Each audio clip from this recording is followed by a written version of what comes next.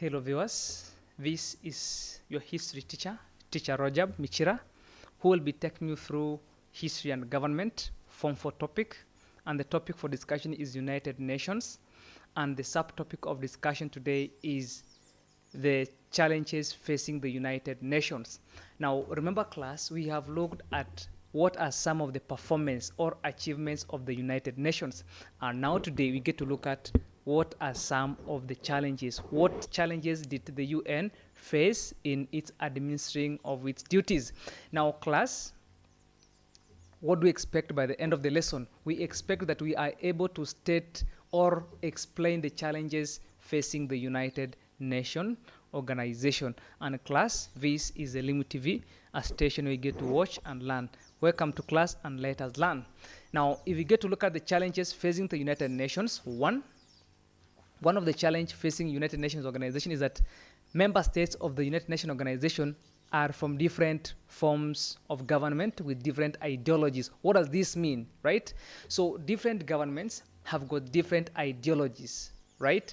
Now, if they have got different ideologies, for example, the communists we have got from Russia, and also the capitalist members, right? Now, these are two different ideologies: the communist and the communist and also the capitalist. These are totally different ideologies, right? Also, another challenge facing the United Nations organization is that these nations are have deep-rooted regional conflicts, right? For a long time, they have been having regional conflicts. Talk of Arab and Israel, right? They have got conflicts. They have been having conflicts all through. Talk of the Gulf crisis, right? That's another conflict.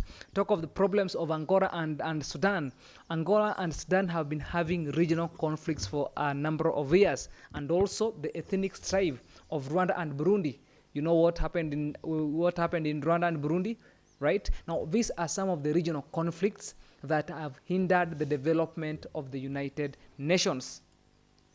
And also, class, talk of the veto power, right? We have the veto power of the Big Five, right?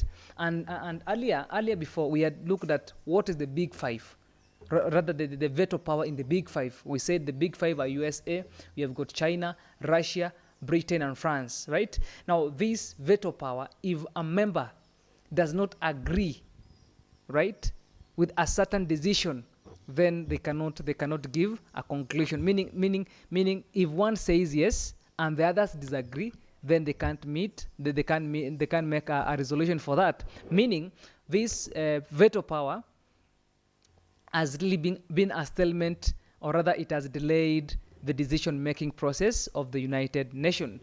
And also, class, there is this issue of loyalty to other international organizations. For example, we have got non-aligned movement, right? We have got IGAD, we have got ECOWAS, right?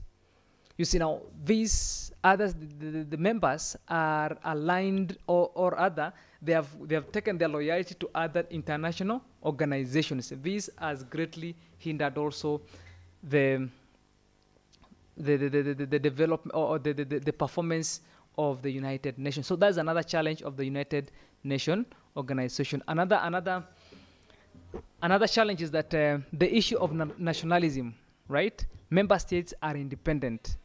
Nations that pledge allegiance to themselves before recognizing other international bodies. Meaning, the issue of nationalism, they put their country interests first in regards to the United Nations, right? So their interests come first before those other